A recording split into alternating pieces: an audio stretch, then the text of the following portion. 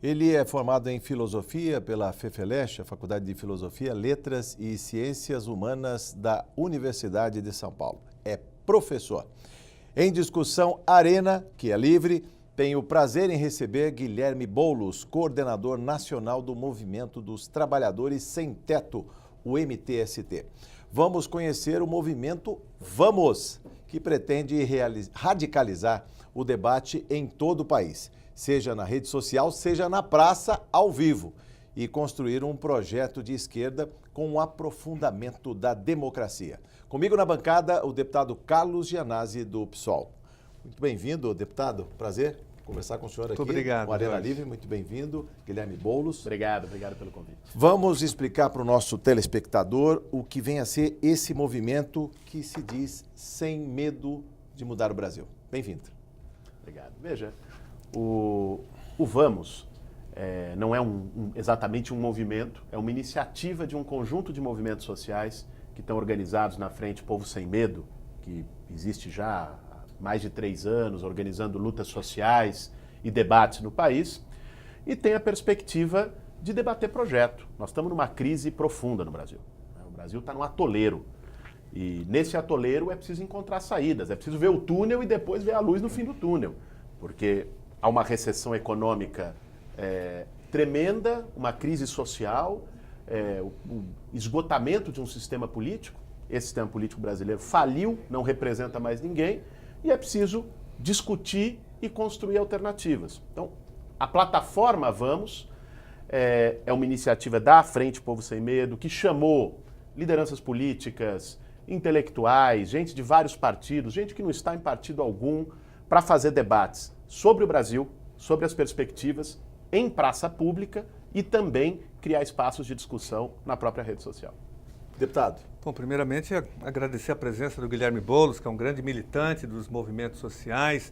E, Guilherme, nós vivemos essa grande crise econômica, crise política, crise de ideias, crise de lideranças, crise de representatividade. É um momento muito difícil da história do Brasil e sem reformas em curso, retirando direitos trabalhistas, sociais e previdenciários. E o movimento que você vem lançando coletivamente com outros segmentos da sociedade, segmentos progressistas, ele precisa, logicamente, construir alguns consensos, porque a esquerda brasileira ela é plural, ela não é unificada, né? Ela tem várias facetas.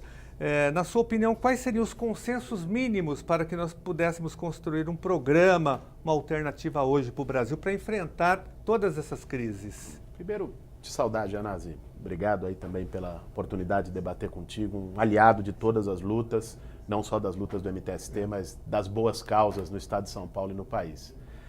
Olha, às vezes a esquerda tem muita dificuldade de valorizar as convergências, né? E se prende nas diferenças. É evidente que tem diferenças, é natural, é importante que existam. Sem diversidade não se constrói nada. Mas é importante, como você engatou na tua questão, a gente pensar o que tem em comum e quais são os pontos de partida para pensar um projeto. E eu acho que hoje, um ponto de partida fundamental é a rejeição e a defesa da anulação completa das medidas que estão sendo tomadas no país por esse governo ilegítimo. Em um ano, essa turma que chegou ao governo sem o voto popular, por meio de um golpe, destruíram os 3 pactos sociais que o Brasil havia firmado no último século, né? Então, o pacto que se expressou com contradições, com os limites, nos próprios governos do PT nos 13 anos, né? Que garantiu algum grau de programas sociais, de aumento salarial no país, foi destroçado, né? Nós temos todos os dissídios salariais abaixo da inflação e queda da renda dos trabalhadores. Os programas sociais, quando não estão sendo fechados, estão sendo desmontados, né? Estão destroçando o Pacto da Constituição de 88, Gianazzi, né? Quer dizer que também muito limitada, mas ali se estabeleceu um marco de serviços públicos, de saúde, educação, de um Estado provedor de serviços sociais, que com a emenda constitucional que eles aprovaram no fim do ano passado, a PEC 55, que prevê o draconiano congelamento de investimentos sociais pelos próximos 20 anos, acabou. Acabou o serviço público no Brasil. É despotencializar o Estado brasileiro para fazer política social.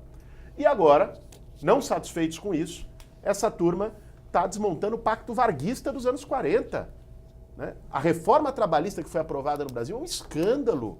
É a destruição das relações de trabalho. Então, ser contra esses projetos, né, é um primeiro passo para pensar um programa de esquerda para o Brasil. Não é possível qualquer governo de esquerda ou qualquer perspectiva de esquerda que não desmonte o que o golpe fez. E, ao mesmo tempo, olhar para diante. Nós não podemos só resgatar, né, direitos que foram perdidos. Esse tem que ser um ponto de partida. Mas nós precisamos pensar que tipo de país nós queremos. Né? Quer dizer, o Estado brasileiro, para começar por aí, é um Estado concentrador. É um Robin Hood ao contrário. Né? Tira dos pobres por um sistema tributário desigual e dá aos ricos. Nós precisamos democratizar profundamente a economia e a política do Brasil. E como fazê-lo pela rede social? Eu tenho aqui o nome do movimento. Vamos, sem medo de mudar o Brasil. E está logo embaixo, coloque a mão na massa por um futuro melhor para o país. A gente sabe que existe muita mobilização, mas essa mobilização às vezes não se transcreve ali fisicamente. Tem 100 mil apoiadores, na hora que vai, tem muito menos gente ali. Como tirar as pessoas do sofá, Guilherme? Eu acho que essa é uma parte do debate. As pessoas estão descrentes em saídas políticas. E tem razão de estar. Né? É compreensível que as pessoas não se sintam representadas pelo sistema político brasileiro, porque esse sistema político, na sua essência, não as representa. Representa oligarquias, meia dúzia de corporações econômicas e não a maioria do povo. Agora, a reconstrução de um processo precisa ser por baixo, com participação popular. Se não houver, se as pessoas não se sentirem e não forem parte de uma alternativa, né, essa alternativa vai para a mesmice do que é a crise de representação hoje no Brasil. Então, a iniciativa de fazer debates públicos em redes, em praças, amplamente, em movimentos sociais, essa iniciativa tem a ver fundamentalmente com a necessidade da gente ir pensando alternativas mais amplas e que essas pessoas que estão, de algum modo, compreensivelmente descrentes de saídas políticas, percebam que é preciso construir saídas políticas de outro tipo, contra-hegemônica a esse sistema que está esgotado. Deputado. Boulos, eu queria que você falasse um pouco, você que é um grande mobilizador social, você, eu diria que tem uma participação efetiva na mobilização da sociedade contra as reformas, contra a opressão, contra a injustiça, não só no movimento de habitação, de moradia que você conhece profundamente, mas em vários outros. Como que você viu as jornadas de junho de 2013? Você viu também aquele movimento como um marco importante, de um sinal de alerta para a sociedade de que algo estava errado, que a prestação de serviços públicos não correspondia mais aos interesses e necessidades da população, ou seja, as jornadas de junho de 2013 representaram um marco importante na mobilização da sociedade brasileira? Para você, como que você viu? Olha, Janazzi, eu acho que ali em junho explodiu um caldeirão. E explodiu para todos os lados. Não é possível fazer uma avaliação do que foi o significado histórico das mobilizações de junho só de um lado, unilateralmente. Foi bom ou foi ruim, né? Eu acho que, de um lado, foi a expressão, quer dizer, ela inicia com as mobilizações legítimas do movimento Passe Livre por melhoras nas condições de transporte contra aumento das tarifas. Era muito mais que os 20 centavos. Né? Isso era um ponto inicial, foi um mobilizador importante. Você teve uma repressão brutal da Polícia Militar aqui de São Paulo em cima das mobilizações dos jovens. E depois o negócio se ampliou muito. Por um lado, aquele caldo, né, que explodiu gerou mobilizações importantes da juventude, como, por exemplo, as ocupações de escolas pelos secundaristas que vieram a ocorrer depois, vem dali, né? Novos movimentos e novas mobilizações se originaram ali e isso foi importante. Mas, por outro lado, ali em junho também nasceu um caldo perigoso, né? Se expressou ali de junho, né, setores que estavam no armário, não se colocavam publicamente na rua as suas posições, muitas vezes de ultradireita, fascistas, e que ali viram a oportunidade de se expressar. Pegaram carona no movimento, porque o movimento não foi iniciado por eles, foi iniciado por causas legítimas. Mas setores pegaram carona e isso depois veio a se desdobrar nas mobilizações que eu considero regressivas a favor do impeachment da Dilma, por setores que, na prática, ajudaram a colocar esse governo que está aí no poder. Então, junho foi um fenômeno complexo, na minha opinião, né? Teve efeitos positivos para a mobilização social da juventude, nasce de um caldo muito legítimo que tem a ver com as contradições urbanas. As nossas cidades são um barril de pólvora, né? Não só na mobilidade, na questão da moradia, na questão dos serviços públicos, uma demanda legítima por melhoria dos serviços, mas houve ali setores de direita que pegaram carona no movimento e acabaram verbalizando um caldo antipopular, né, antissocial e que ganhou força no país nos últimos anos. De onde veio esse desalento com a política e com os políticos em especial? As pessoas desacreditaram dos políticos? Olha, eu acho que as pessoas até demoraram, num certo sentido, para desacreditar deste sistema político no Brasil. Né? Porque acho que fulanizar não nos ajuda. Né? Nós temos um sistema apodrecido.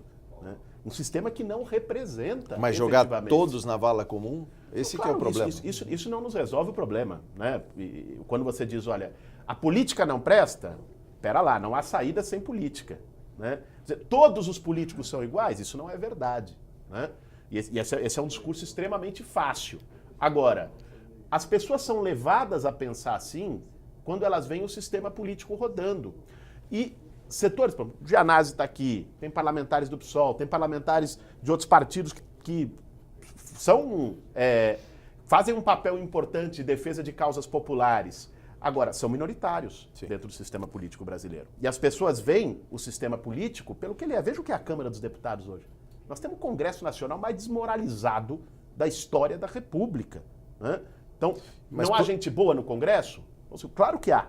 Há deputados bons lá, muito comprometidos com o histórico de luta social respeitável. Agora, a maioria daquela Câmara, a maioria daquele Senado hoje legisla de costas para o povo brasileiro. E a solução simplista? O deputado deve lembrar aqui pessoas da sua geração, Guilherme, que pedem a volta da ditadura militar aqui em frente ao Palácio 9 de Julho por praticamente 2 anos. Ficou um acampamento aqui pedindo a volta constitucional dos militares, ou seja, o banimento da política em frente a uma casa de leis. É uma excrescência, né? É uma excrescência, enfim, essa turma que chegou a esse ponto de acampar aqui, eu passei na frente um dia, são uns lunáticos completos, mas expressam um caldo social perigoso, porque a antipolítica, ela vai para algum lado, certo? Para onde deságua esse sentimento de insatisfação com a política?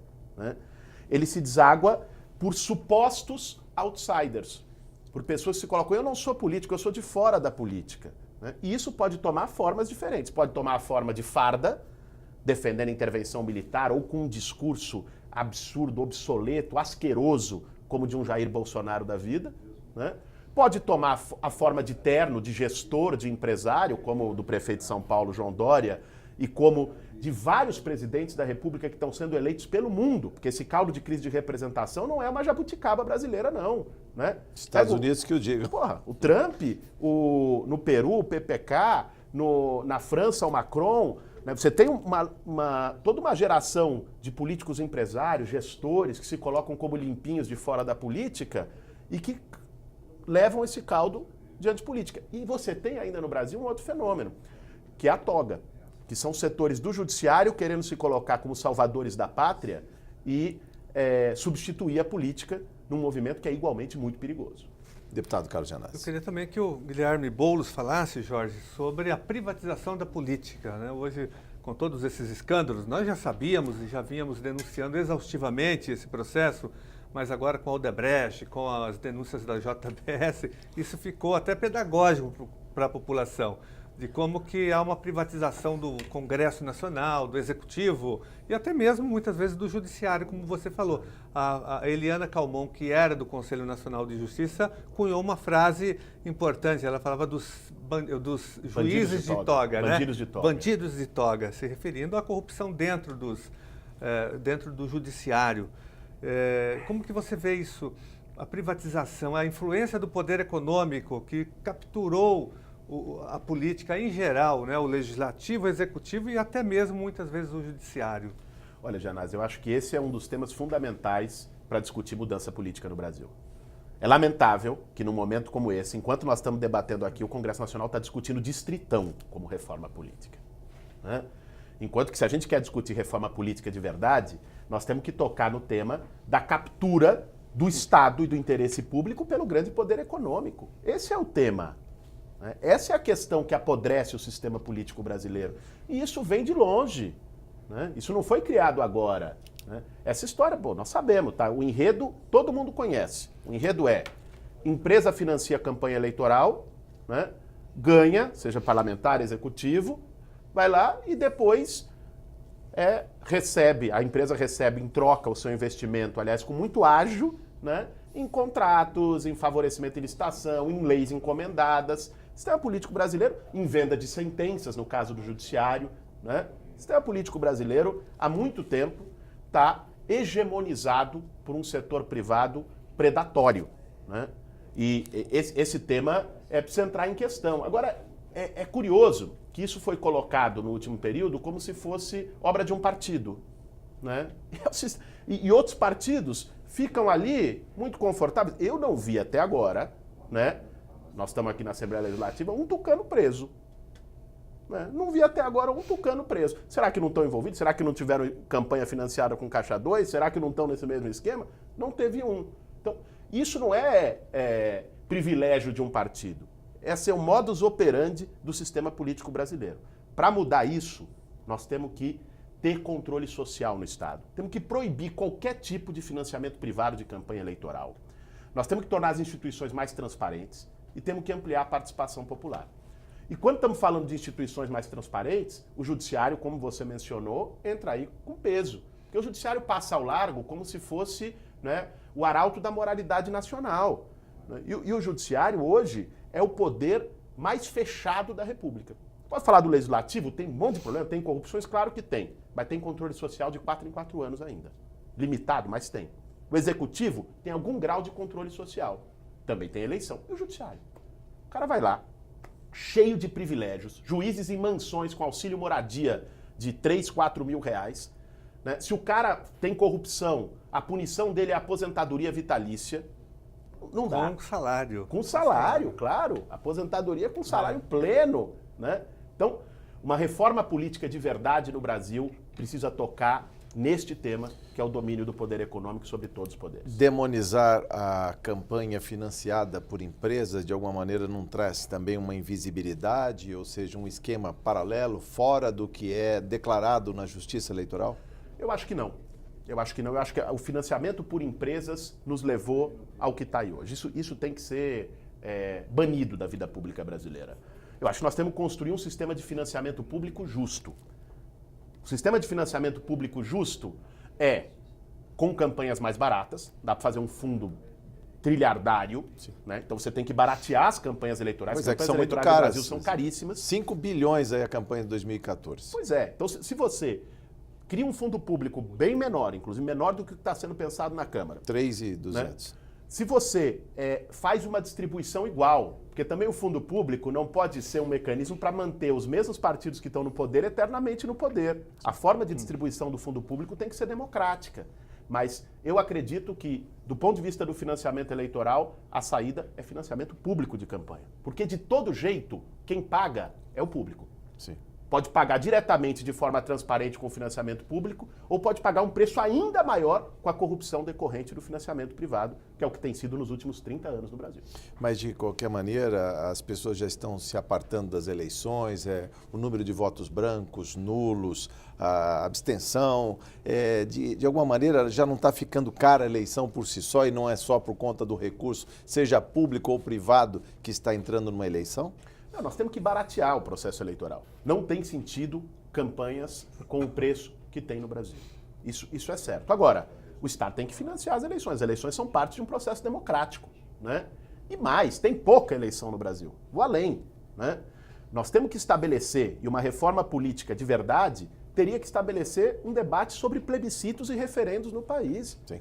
A eleição, democracia, não é você ir lá, apertar um botão de 4 em 4 anos e não voltar mais e não saber o que está acontecendo. No Brasil, de 2 em 2, né? Porque se Sim, alterna o municipal... Mas tem que ser mais. As pessoas têm que decidir sobre temas fundamentais. Eu te pergunto, querem aprovar agora uma reforma da Previdência, que liquida com a aposentadoria no Brasil. Aprovaram mês passado, 2 meses atrás, uma reforma trabalhista, que desregulamentou as relações de trabalho pró-patrões. Se medidas tão graves como essas precisassem passar pelo crivo popular, com plebiscito ou com referendo, você acha que elas seriam aprovadas? Não seriam. Ainda mais numa situação de crise que vivemos, né? Dificilmente passaria. Né? Claro, e não tem que passar, porque é antidemocrático, é contra a maioria da vontade do povo brasileiro. Sim. Deputado.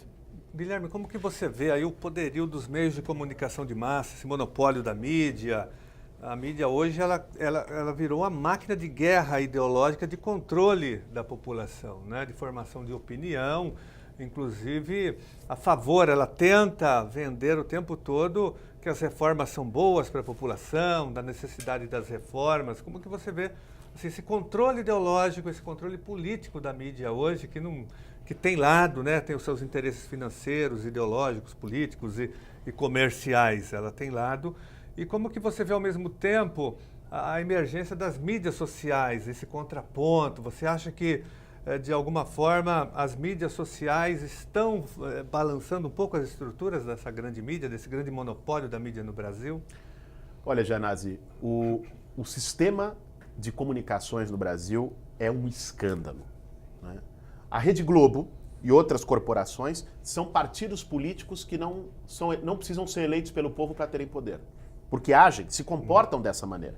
Tem posições políticas, são facções políticas que fazem a cabeça de boa parte do povo brasileiro, né, que estão vinculadas por meio de financiamento tanto ao Estado, pela publicidade oficial, tanto ao setor privado, que é quem banca também as televisões, né, e são empresas familiares.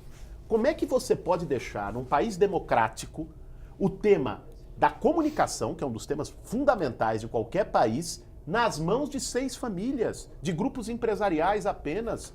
Você não ter grandes TVs públicas no Brasil? Você não ter TVs e rádios comunitárias legalizadas e estimuladas no país? A Constituição brasileira, isso não é nenhum bolivariano, é a Constituição brasileira, estabelece que o sistema de comunicações é composto por 3 tipos de iniciativa: empresarial, pública e estatal. Cadê a pública e estatal? Só tem grandes TVs empresariais no país. A mesma Constituição estabelece que não pode ter monopólio e propriedade cruzada. O que é a propriedade cruzada? É uma mesma empresa ser dona de rádio, TV, portal de internet, jornal impresso. Satélite. São todos de... Pega a Globo. A Globo tem a TV, tem TV a cabo, tem a Rádio CBN, a Rádio Globo, tem o G1, tem o jornal O Globo. É inconstitucional, né? Então, você precisa democratizar as comunicações no país. Não tem outra alternativa. E eu acho que a comunicação em rede, a internet, ela ajuda nesse sentido, porque, por exemplo, grandes jornalões estão falindo, jornalões de papel. As televisões estão diminuindo muito a sua audiência, né? Inclusive a Globo. Agora, ela também não é a salvação de todos os nossos problemas, porque a internet também abre espaço para tudo, né? Inclusive para um discurso de ódio fascista que utiliza das redes para se semear. Então nós temos que discutir um debate amplo no país de democratização das comunicações, é um dos temas do Vamos. Inclusive. Aliás, eu queria até lembrar, na página vamosmudar.org.br, um dos eixos é justamente esse, a democratização da comunicação, e só para fechar esse eixo, da cultura. Temos 2 minutos para fechar esse eixo, depois a gente vai falar dos outros 4, porque a cultura e a comunicação são tão importantes aí e merecem esse eixo. Olha, a comunicação, pelo que nós estávamos falando até agora.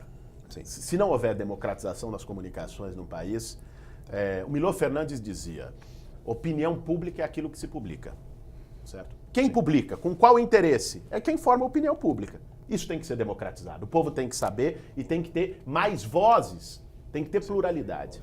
Em relação à cultura, nós precisamos fazer uma discussão sobre diversidade cultural no Brasil, né? Muito além da cultura oficial, né?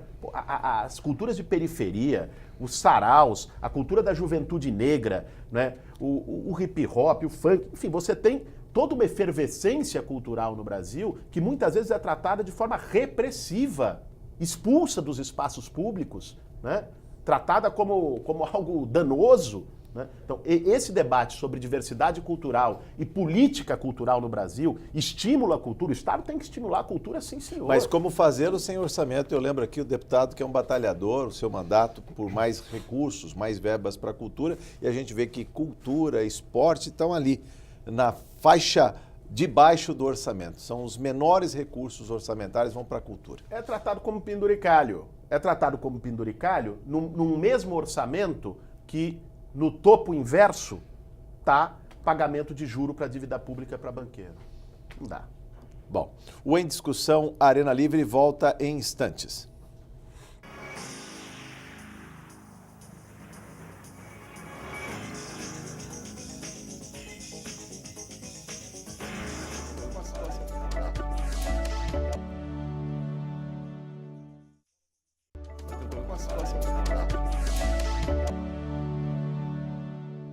Estamos de volta no Em Discussão Arena Livre, hoje conversando com Guilherme Boulos, que é coordenador nacional do MTST, o Movimento dos Trabalhadores Sem Teto.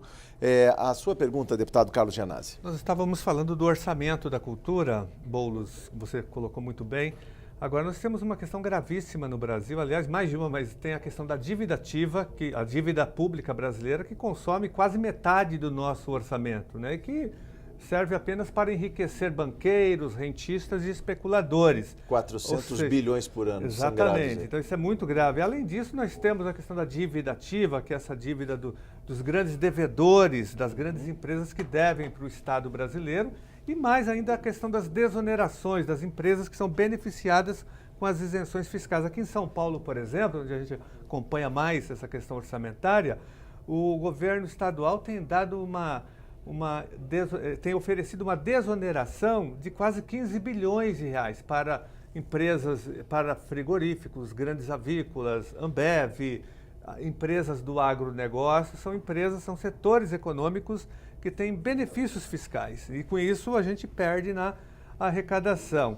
E essas empresas, Boulos, elas financiam as campanhas eleitorais de deputados e do próprio governador Alckmin. Mas essa questão da dívida é importante porque nós entendemos que tem dinheiro sim no orçamento. O orçamento está em disputa, né? Então você não precisa fazer reforma da Previdência, reforma nenhuma, na verdade. Você pode fazer uma outra reforma para cobrar esses valores. Como que você vê essa questão, então?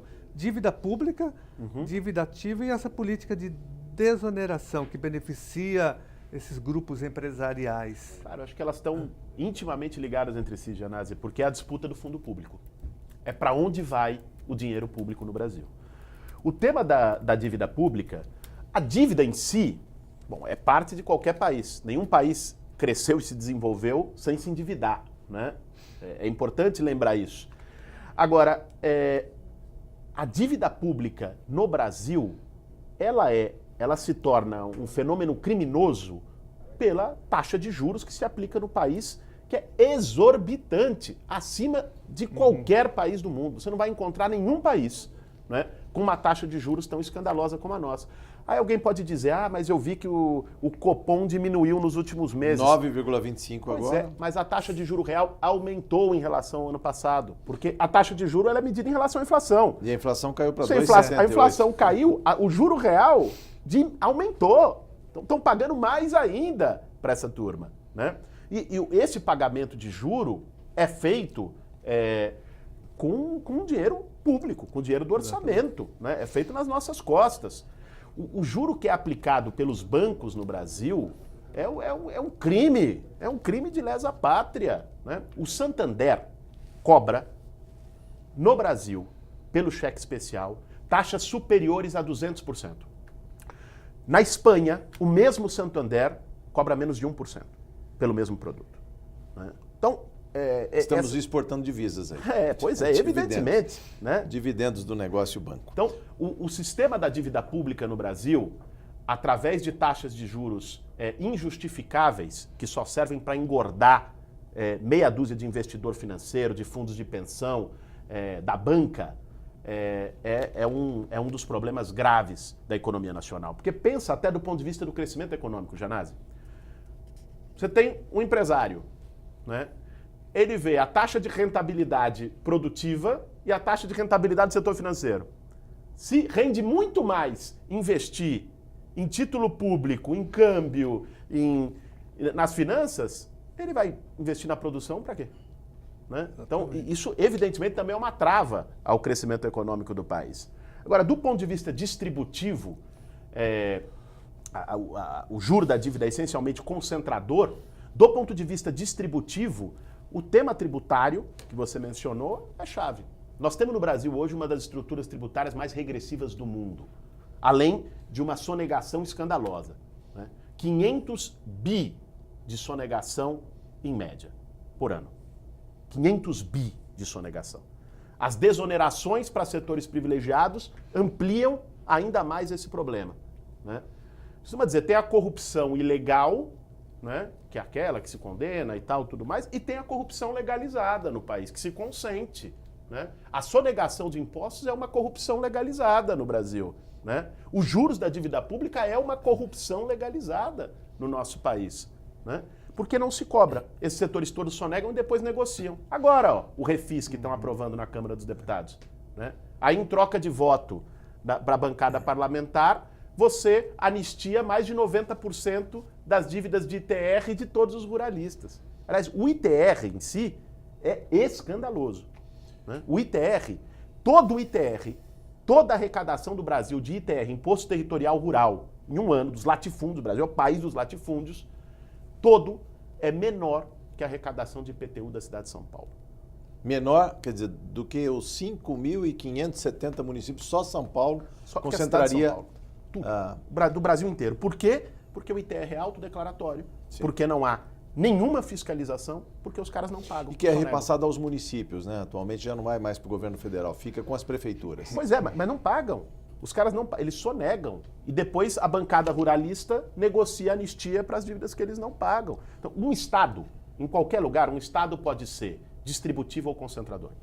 Bom, o Estado brasileiro é essencialmente concentrador. Para falar da plataforma vamosmudar.org.br, Guilherme, eu queria que você falasse de outros eixos. Um deles é a democratização do poder e da política. Já falamos no primeiro bloco, democratização da comunicação e da cultura. Sobre a democratização da política.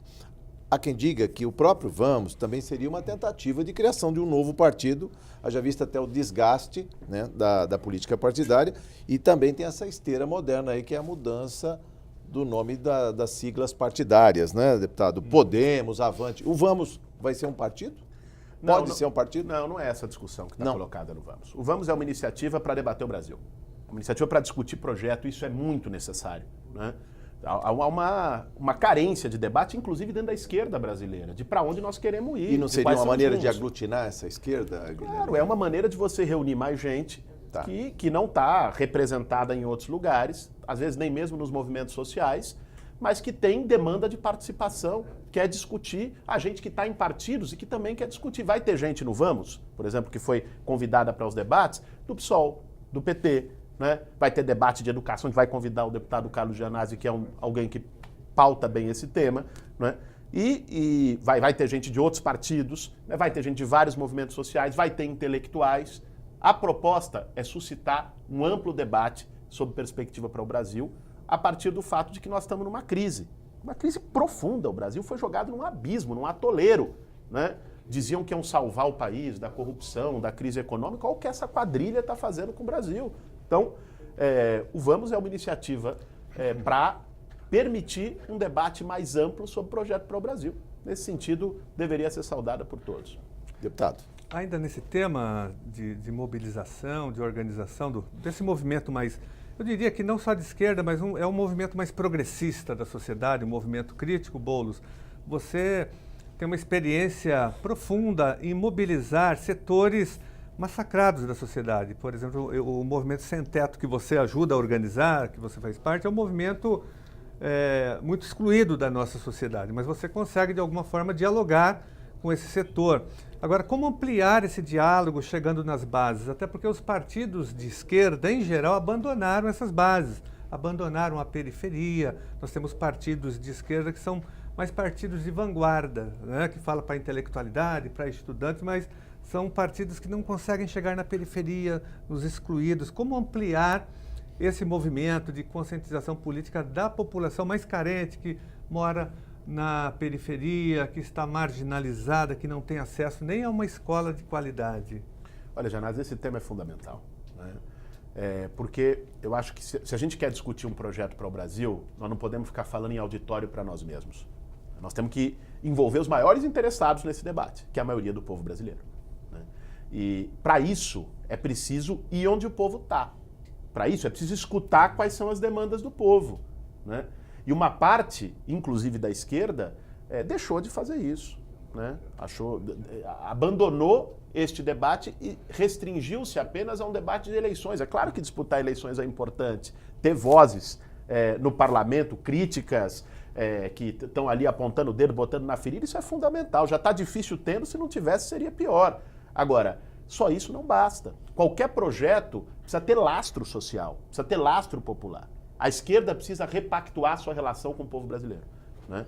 E vai fazer isso retomando uma coisa que é o trabalho de base. Nós temos que estar lá, nós temos que estar escutando. Essa agenda se perdeu no passado? Essa agenda se perdeu no passado recente, porque muito se fala que a esquerda foi de alguma maneira cooptada, virou governo, esqueceu do seu discurso. Como é que você vê isso, Guilherme? Olha, eu não diria que a esquerda foi cooptada, né? Eu diria que foram setores vários da esquerda tomaram as suas opções, né?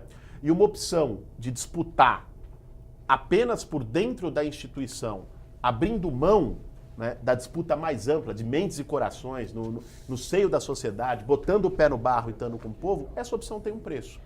E o preço dessa opção é a desmobilização social. Não é possível transformação da sociedade num país como o Brasil sem ampla mobilização popular. Não basta ganhar a eleição. Mas como conquistar corações e mentes? Aí eu estou até provocando o Guilherme Boulos aqui. No passado, a época era ditadura, então todos contra a ditadura.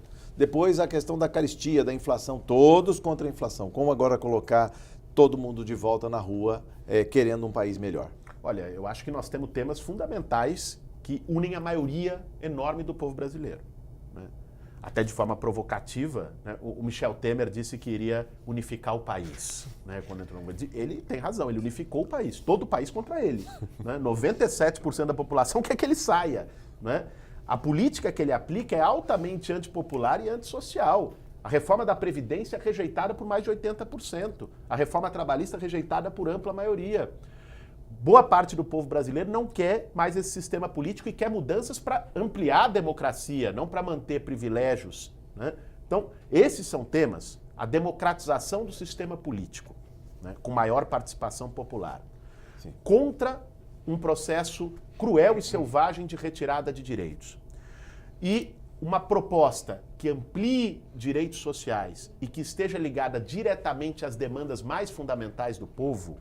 Não é um debate abstrato, né? Discutir direitos sociais é falar de moradia, do aluguel que vence no final do mês, sim, é falar da saúde, né?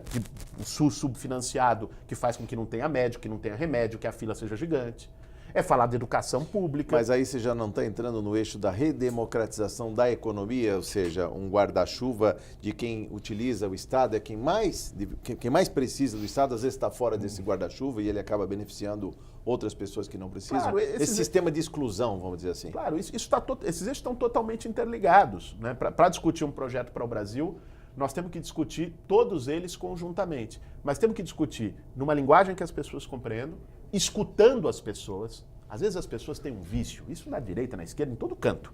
Quer chegar numa comunidade e querer dar lição de moral, querer chegar passando doutrina e vendendo verdades. Não é assim, tem que escutar mais as pessoas, né? Tem que estar junto, se vincular à demanda, pisar no barro junto, porque é assim que se constrói legitimidade para as pessoas estarem junto em outras causas, né? Então, a proposta que a Frente Povo Sem Medo tem construído não é só o Vamos. A Frente Povo Sem Medo tem uma outra iniciativa que são os Bairros Sem Medo, que organizou núcleos em vários cantos das periferias de várias cidades do Brasil para discutir temas concretos onde está a maioria do povo. Segurança pública e insegurança também, que é uma função precípua do Estado, por exemplo? A segurança pública, que é um tema chave, mas dentro da segurança pública discutir o modelo de polícia e de segurança pública no Brasil, porque hoje a polícia nas periferias é um fator de insegurança e não de segurança, em especial para a juventude negra que está sendo massacrada, exterminada por uma política de Estado, né, racista que é aplicada no Brasil. Então, a discussão de segurança pública, a discussão de serviços públicos, a discussão de moradia, tudo isso são temas que precisam estar ali no centro. Vou dar um exemplo. Ontem ocorreram 2 manifestações ligadas aos bairros Sem Medo e também a ocupações do MTST. Uma delas veio no centro de São Paulo, aqui o pessoal lá da Zona Leste, porque tinham cortado uma linha de ônibus. Veio aqui, fez uma manifestação na Secretaria de Transporte, conseguiu voltar a linha. Né? Outra, em Guarulhos, né? Também dos bairros Sem Medo, fizeram uma manifestação por saúde porque o posto estava uma porcaria. Conseguiram lá um compromisso de contratação de mais médicos. Né? Então, a solução é na luta social, né? Por temas fundamentais. Agora, tem que ter gente atuando para organizar. O povo está disposto a lutar, né? Agora, tem que ter mais processo organizativo e por baixo, junto com as pessoas. Deputado Carlos Janassi. Nesse debate todo, Boulos, como que você vê, é importante falar sobre isso, os movimentos, a emergência desses movimentos contra o racismo, o movimento negro no Brasil, o movimento LGBT, o movimento feminista, né? Como que você vê a emergência desses novos movimentos dentro dessa crise que nós estamos atravessando? Qual a importância desses movimentos? Olha, tem a questão econômica e política, mas esses movimentos têm dado uma grande contribuição também. Claro, né? Tem sido dinamizadores do ativismo social no Brasil, porque são portadores de causas fundamentais. E às vezes se diz movimentos de minorias. É claro que tem que ter uma luta em defesa das minorias que são, enfim, excluídas, sofrem opressão. Mas no caso do movimento negro e do movimento de mulheres, não são movimentos de minorias, são movimentos de maiorias. A maioria da população brasileira é negra, a maioria da população brasileira é mulher, né? E, historicamente, foram excluídos da economia e do poder. Né? São movimentos altamente legítimos pelo que é a formação histórica brasileira, que é machista, que é racista, que é escravocrata. Né? Boa parte da sociedade brasileira ainda funciona em torno de uma elite que pensa com a lógica da casa grande. Né? Uma elite altamente rançosa, patrimonialista, preconceituosa, que ainda tem uma força incrível no Brasil, né? Que deu o golpe, né? Que já deu outros golpes na história do país, né? E que é extremamente opressora, né? E tenta asfixiar a diversidade na sociedade brasileira. Mas isso apareceu agora muito fortemente por conta da crise também, porque parece que enquanto o país crescia, estava bombando na economia, pleno emprego, não faz muito tempo, Guilherme. Não faz muito tempo, parece que isso tudo estava anestesiado e apareceu agora com muita força. É claro que a crise econômica, ela faz com que as pessoas possam se mobilizar mais. Mas no caso desses movimentos, eu não diria que tem a ver apenas com a crise, porque mesmo no período de bonança econômica, o salário das mulheres era inferior ao dos homens, como é hoje para a mesma função. O salário dos negros, em especial das mulheres negras, não é profundamente inferior, chega a ser, em várias profissões, metade do salário recebido por um homem branco. Então, esses temas estão latentes na sociedade brasileira há 500 anos. Né? Não veio só de um período recente. E esses ativismos estão ganhando força e têm conquistado espaços na sociedade. Né? A conquista de cotas, né? Um debate mais aberto sobre o direito das mulheres de decidirem sobre o seu próprio corpo, né? O debate que o movimento feminista, o movimento negro, o movimento LGBT, que também tem tido conquistas importantes e tem levado esse debate na sociedade, né? Porque tem uma LGBT-fobia, né? Que é uma coisa impressionante. Né? Impressionante. E que tem sido também turbinada nas redes sociais. Turbinada, porque as pessoas também estão falando para os seus grupos fechados e ignorando o outro. Quer dizer, ignorando não, às vezes... Acaba sendo ferramenta de ódio. Excluindo o outro, né? E isso gera o surgimento de tipos detestáveis como o Jair Bolsonaro, que se ergue num discurso de intolerância, de ódio, anti-LGBT, antifeminista, né? Anti-movimento negro, antipopular, né? E vai ganhando espaço em torno do discurso que no passado foi o dos militares, que é o discurso da ordem, defendendo tortura. Né? Um tipo como esse, se a democracia fosse levada a sério no Brasil, esse cidadão estava preso. Incitação à tortura é crime. Fez incitação à tortura no parlamento, no voto dele pelo impeachment. Voto cínico, sem vergonha, né? Agrediu e verbalmente de uma maneira incrível. A deputada Maria do Rosário perdeu agora no STJ, né? Faz provocações e agressões diárias ao deputado Jean Willis, né? Com LGBTfobia. Bolsonaro, né? Se o Brasil fosse um país que respeitasse minimamente as leis e os direitos, estava na cadeia por incitação ao ódio, por incitação à violência, por incitação à tortura. Bom, já fechamos aí o quarto eixo do programa Vamos. Ainda tem tempo, deputado. Dá mais uma pergunta. Por Eu queria favor. também ouvir o Boulos em relação a esse, talvez, desencanto. Nós falamos que a sociedade está vivendo um momento de depressão social. Boulos, nessas duas últimas votações do Congresso, da Câmara dos Deputados, tanto a reforma trabalhista no Senado e na Câmara, e essa última do Temer, nós tivemos um esvaziamento das ruas, nós não conseguimos mobilizar a população, né? Houve uma grande indignação da população, mas não houve uma reação nas ruas. Na sua opinião, o que aconteceu? Reforma trabalhista, que é muito grave, que afetou todos os trabalhadores, em geral os mais pobres, a terceirização, mas a trabalhista, que nós tivemos uma grande dificuldade de mobilização e, sobretudo, esse julgamento do Temer agora, que teve recentemente, onde ele foi praticamente absolvido, mas uma reação, uma indignação geral da população, mas não houve uma reação nas ruas. Como que você vê isso, esse fenômeno de não reação nas ruas? Olha, Gianazzi, eu acho que a insatisfação social e política no Brasil ainda não conseguiu se traduzir plenamente em processo de mobilização. Esse é o estágio que nós estamos vivendo. Mas eles estão montando, armando um barril de pólvora nas profundezas da sociedade brasileira, né? Quando eles aprovam medidas antipopulares, como reforma trabalhista, quando eles mantêm um governo que é rejeitado por 97% do povo, que o povo diz não, né? Eles vão lá e fazem o contrário. O povo diz, não queremos reforma trabalhista. Eles viram as costas, Congresso e esse governo, e aprovam. O povo diz, queremos direta já. 89% da população, segundo as pesquisas, defendem eleições diretas já. Eles vão lá e botam na gaveta a PEC das diretas. Então, se cria um abismo. Hoje nós temos cada vez um abismo maior entre Brasília e o Brasil. E esse abismo tem um preço. Em algum momento, isso vai estourar. Não estourou ainda. Não quer dizer que nós não tivemos mobilizações importantes no último período. Há 3 meses atrás, nós fizemos uma das maiores greves gerais da história do Brasil contra a reforma da Previdência, né? Nós fizemos mobilizações em maio, dia 24 de maio, foram 150 mil pessoas para Brasília, aquilo virou uma praça de guerra, né? O Temer chamou as Forças Armadas para reprimir, nós que estávamos lá. Agora, também foi gerando, ao mesmo tempo que tem uma revolta subterrânea, do ponto de vista imediato, se criou uma certa apatia e uma confusão. Porque as pessoas diziam, pô, eu tô indo pra rua e os caras fazem o contrário.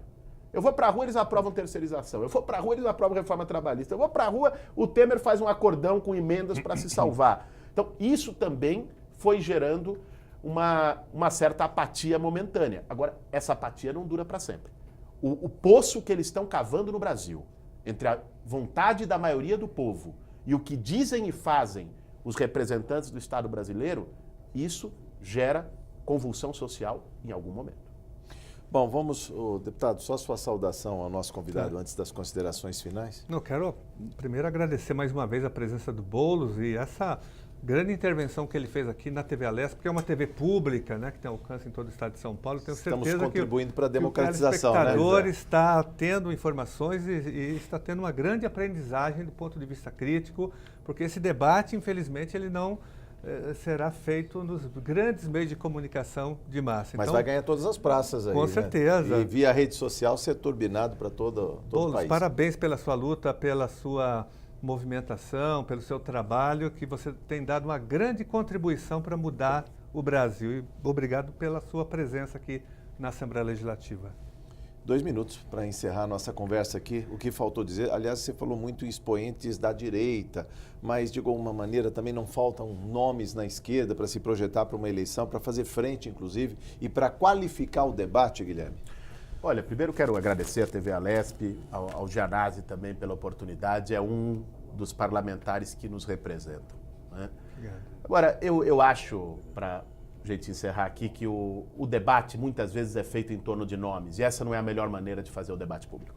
Eu acho que o debate tem que ser feito em torno de projeto. E é por isso que nós lançamos a iniciativa do Vamos para poder discutir um projeto para o país, né? Então, os nomes são consequências de processos sociais, né, na política. Agora, não é liderança que resolve, não é uma pessoa que resolve. Esse processo de personalização da política, de criar salvadores da pátria, isso não faz bem, né, se a gente quer discutir democracia de verdade. Isso está sendo promovido por setores que, na verdade, não querem debater ideias, né, porque, no fundo, querem manter aquilo que está aí. E é um debate sobre projeto. Nós precisamos de debate, participação popular e mobilização social, né? É nessa trinca que a Frente Povo Sem Medo tem construído a sua atuação. E em relação ao debate, quero aproveitar aqui a oportunidade para convidar todos e todas que estão nos assistindo na TV Alesp para participarem. O lançamento do Vamos vai ser aqui em São Paulo, inclusive, no dia 26 de agosto, no Largo da Batata, a partir das 4 horas da tarde, um debate público aberto. O emblemático Largo da Batata, que está se tornando um palco de mobilizações, né, na história recente. E no país todo vão ser debates em quase todas as regiões e estados do Brasil, e todos e todas estão mais do que convidados para discutir esse projeto com a gente.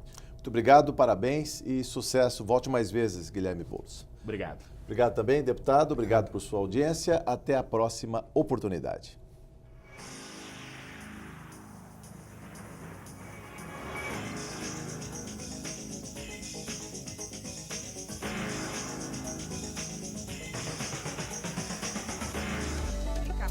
Vale a pena, né?